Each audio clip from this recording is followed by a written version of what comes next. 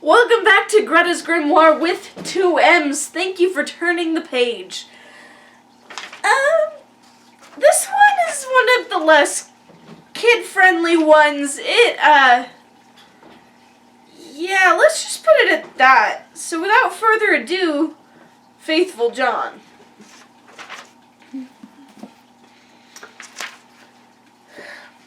There was once upon a time an old king who was ill, and thought to himself, I am lying on what must be my deathbed. Then said he, tell Faithful John to come to me. Faithful John was his favorite servant, and was so called because he had for his whole life long been so true to him. Therefore when he came beside the bed, the king said to him, Most faithful John, I feel my end approaching, and have no anxiety except about my son. He is still of tender age, and cannot always know how to guide himself. If you do not promise me to teach him everything that he ought to know, and to be his foster father, I cannot close my eyes in peace. Then answered Faithful John, I will not forsake him, and will serve him with fidelity, even if it should cost me my life.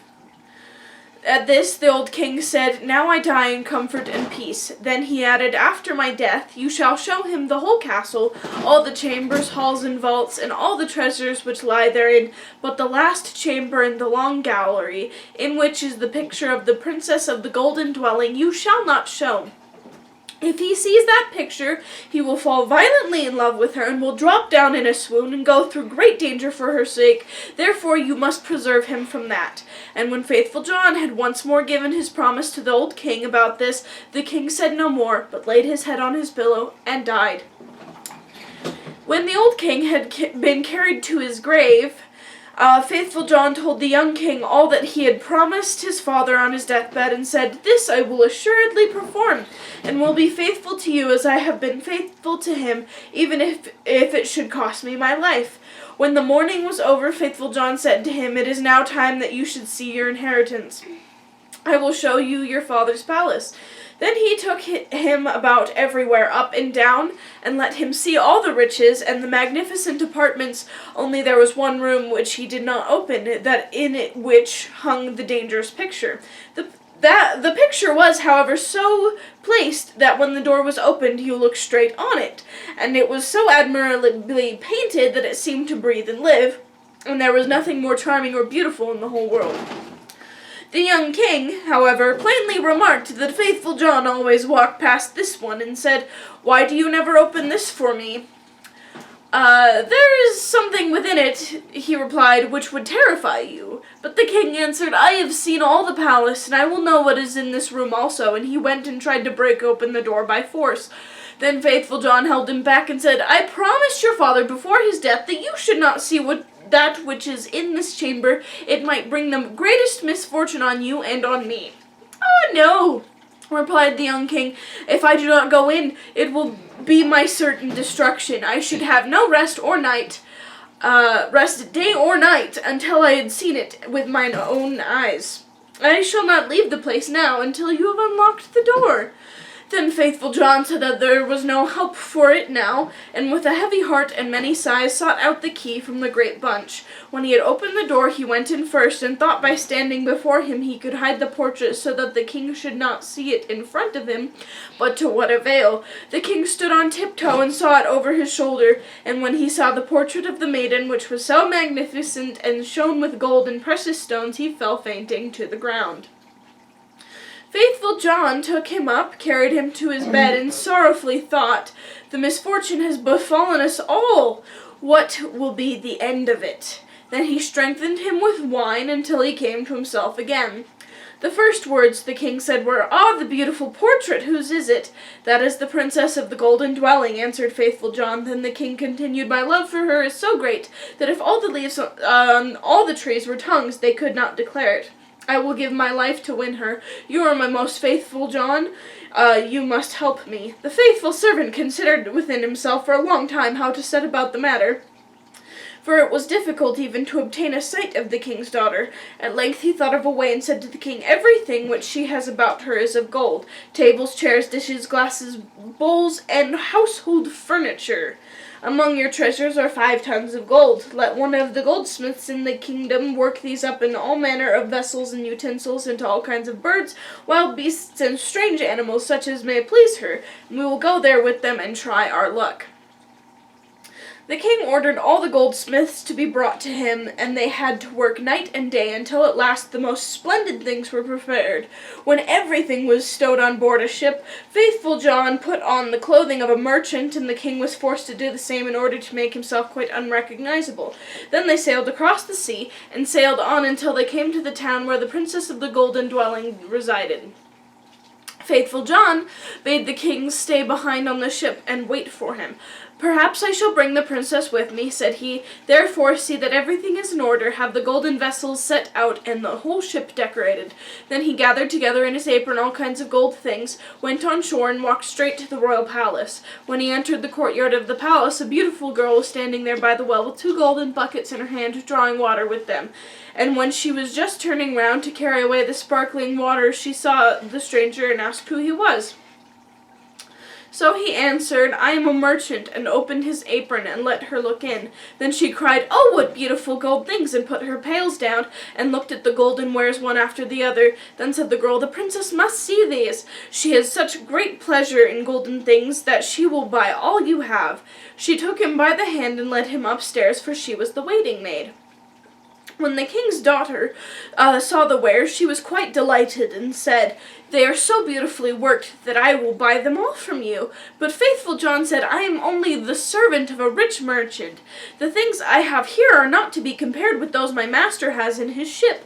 They are the most beautiful and valuable things that have ever been made in gold." She wanted to have everything brought to her there, but he said, "There are so many of them that it would take a great many days to do that, and so many rooms would be required to exhibit them that your house is not big enough." Then her curiosity and longing was still more excited, until at last she said, "Take me to your ship. I will go there myself and behold the treasures of your master." On this faithful John was quite delighted, and led her to the ship, and when the king saw her, he perceived that her beauty was even greater than the picture had presented it to be, and thought no other than that his heart would burst. Then she got into the ship, and the king led her within. Faithful John, however, remained behind with the pilot, and ordered the ship to be pushed off, saying, "Set all sails till it fly like a bird in the air." Inside, however, the king showed her the golden vessels, every one of them, and the wild beasts and strange animals. Many hours went by while she was seeing everything, and in her delight she did not observe that the ship was sailing away. After she had looked at the last piece, she thanked the merchant and wanted to go home, but when she came to the side of the ship, she saw that it was on the deep sea far from land, and hurrying onwards with all sail set. "Ah," cried she in her alarm, "I am betrayed! I am carried away and have fallen into the power of a merchant. I would rather die." The king, however, seized her hand and said, "I am not a merchant, I am a king, and of no worse origin than you are, and if I have carried you away with subtlety, that has come to pass because of my exceeding great love for you. The first time that I looked on your portrait, I fell fainting to the ground. When the Princess of the Golden Dwelling heard that, she was comforted, and her heart was inclined unto him, so that she willingly consented to be his wife. It so happened, however, while they were sailing onwards over the deep sea, that faithful John, who was sitting on the forepart of the vessel, making music, saw 3 ravens in the air, which came flying towards them. At this he stopped playing, and listened to what they were saying to each other, for that he well understood. One cried, "Oh, there he is carrying home the Princess of the Golden Dwelling." "Yes," replied the second, "but he has not got her yet." Said the third, "But he has got her. She is sitting beside him in the ship." Then the first began again and cried, "What good will that do him? When they reach land, a chestnut horse will leap forward to meet him, and the prince will want to mount it. But if he does that, it will run away with him and rise up into the air with him, and he will never see his maiden again." Said the second, "But is there no escape?" "Oh, yes, if anyone else gets on it swiftly, and takes out the pistol which must be in its holster, and shoots the horse dead with it, the young king is saved. But who knows that? And whoever does know it, and tells it to him, will be turned to stone from toe to the knee." Then said the second, "I know more than that. Even if the horse is killed, the young king will still not keep his bride. When they go into the castle together, a wrought bridal garment will be lying there in a dish, and looking as if it were woven of gold and silver. It is, however, nothing but sulphur and pitch, and if he puts it on, it will burn him to the very bone and marrow." Said the third, "Is there no escape at all?" "Oh, yes," replied the second. "If anyone with gloves on seizes the garment and throws it into the fire and burns it, the young king will be saved. But what's the good in that? Whoever knows it and tells it to him, half his body will become stone from the knee to the heart." Then said the third, "I know still more. Even if the bridal garment be burnt, the young king will still not have his bride. After the wedding, when the dancing begins and the young queen is dancing, she will suddenly turn pale and fall down as if dead. And if someone does not lift her up and suck 3 drops of blood from her chest and spit them out again, she will die. But if anyone who knows that were to declare it, he would become stone from the crown of his head to the sole of his foot."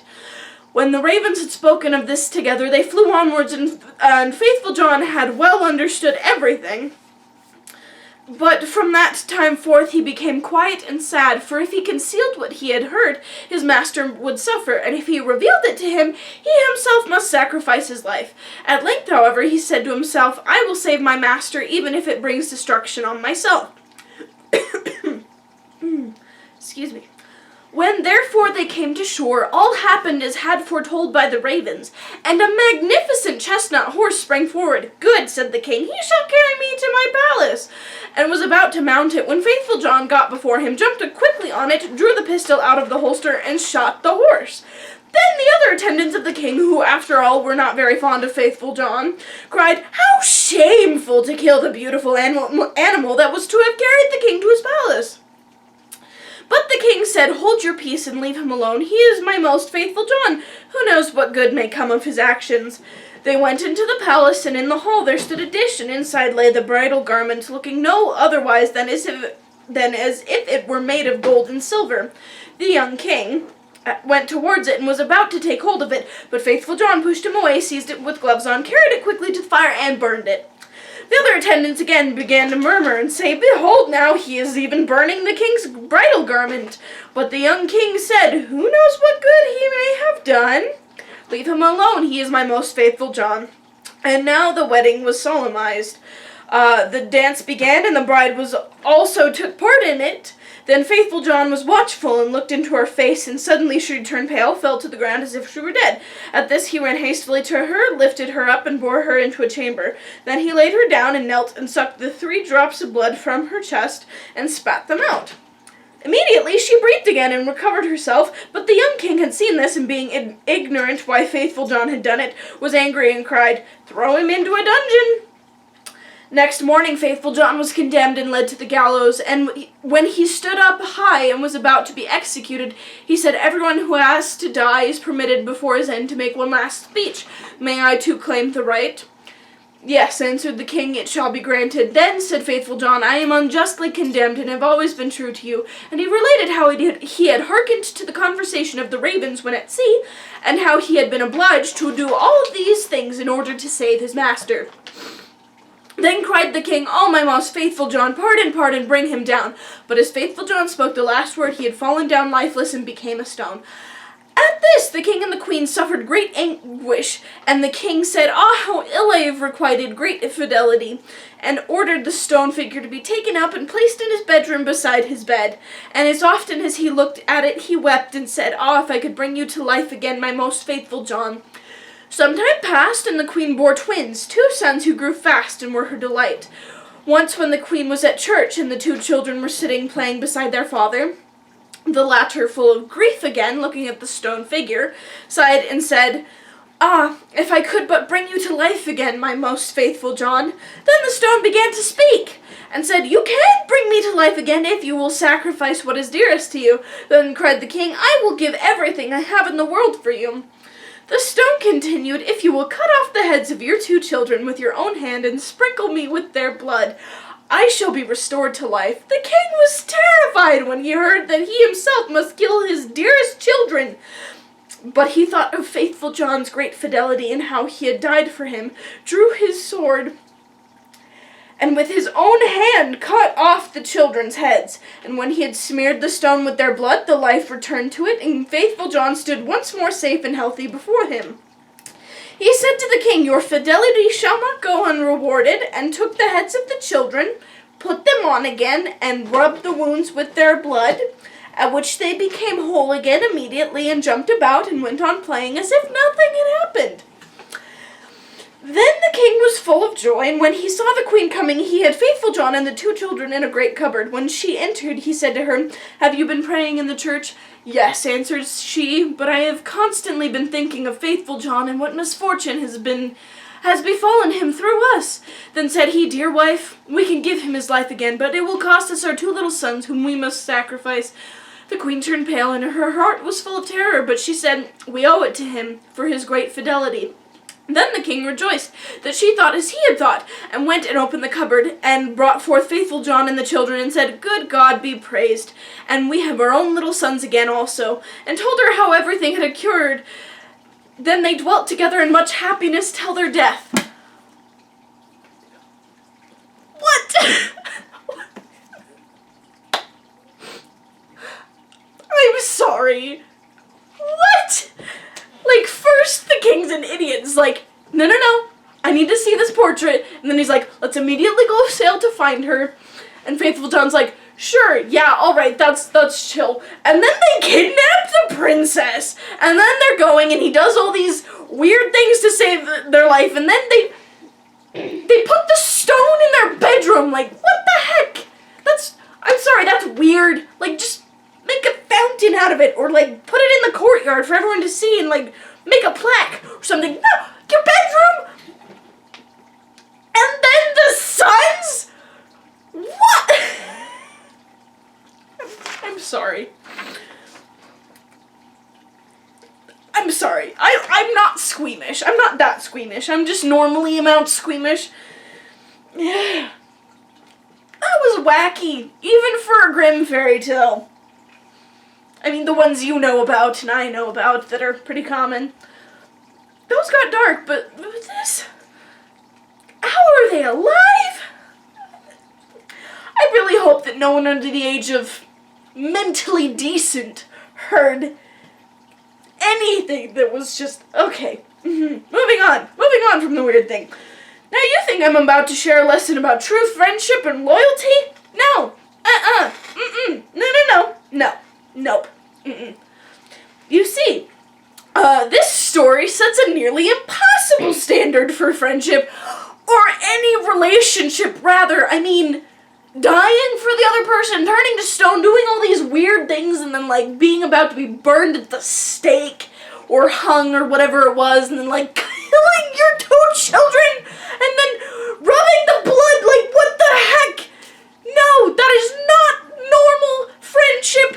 No, Okay, my point is, moving on, so I'm here to talk about, not that, don't set that as a normal standard for your friendship unless that's normal for you, in which case,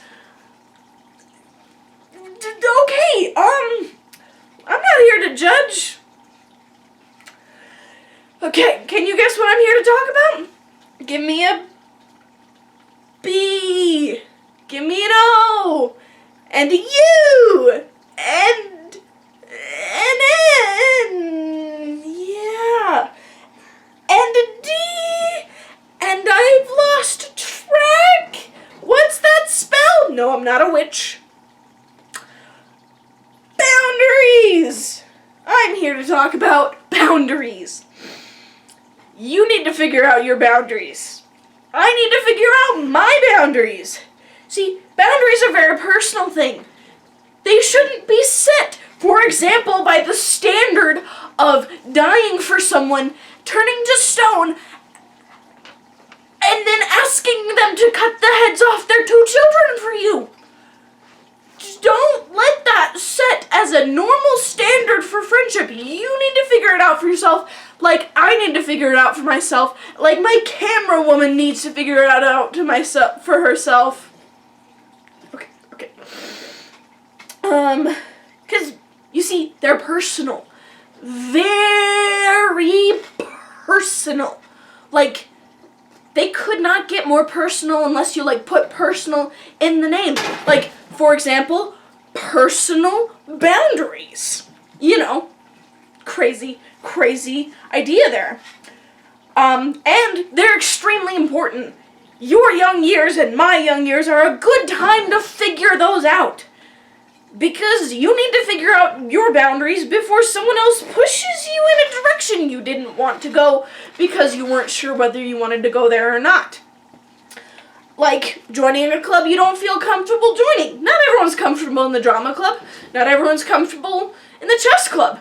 Not everyone's comfortable playing a sport. I mean, obviously, look at me. Do I look like I could be on the track team? No, I don't. Or, you know, wearing clothes you don't like. Or not wearing clothes you do like. Like this cool cloak thing that I love. So my boundary is I like wearing it. And if you try to tell me otherwise, that's unfortunate for you, because I'm probably not going to listen. Unless you're allergic to the fabric or something, then I will listen, because that's fair, that's decent. And it's all about how boundaries are approached. If you're like, excuse me, you're making me uncomfortable, you need to leave immediately, then I'm probably not going to listen very kindly. But if you were to approach me and say, look, I don't want to be rude, but I have a problem with this, could you maybe not do X thing? I'm much more likely to listen. However, if you're all wishy-washy, like, I don't really like, and it's like, I don't know, I'm sorry, it's just like, I feel terrible for asking you to do this, but could you know, I've been like that before. It gets you nowhere. You sound obnoxious to everyone, including yourself. Like, I hate to break it to you. I'm breaking it to myself. Breaking. Sorry. Okay, the point is, life is rough. It's rough for everybody. Unless you're a pearl, then it was rough for you before, but somehow you figured out not to be rough. Because pearls are made when there's sand in the oyster, and then, yeah. Tangent aside, and so if you don't know what kind of relationships you're comfortable having, or like what you're comfortable with in a relationship, including friendships, life gets a lot rougher, because then you're like sandpaper grating against other sandpaper, because people are not nice when they both don't know their boundaries, and it's just, don't picture that sound. It's not fun. So don't jump in to the rough sea of life completely paddleless. Take one of these. Yeah, first try. Take one of these and some B-O-U-N-D-aries.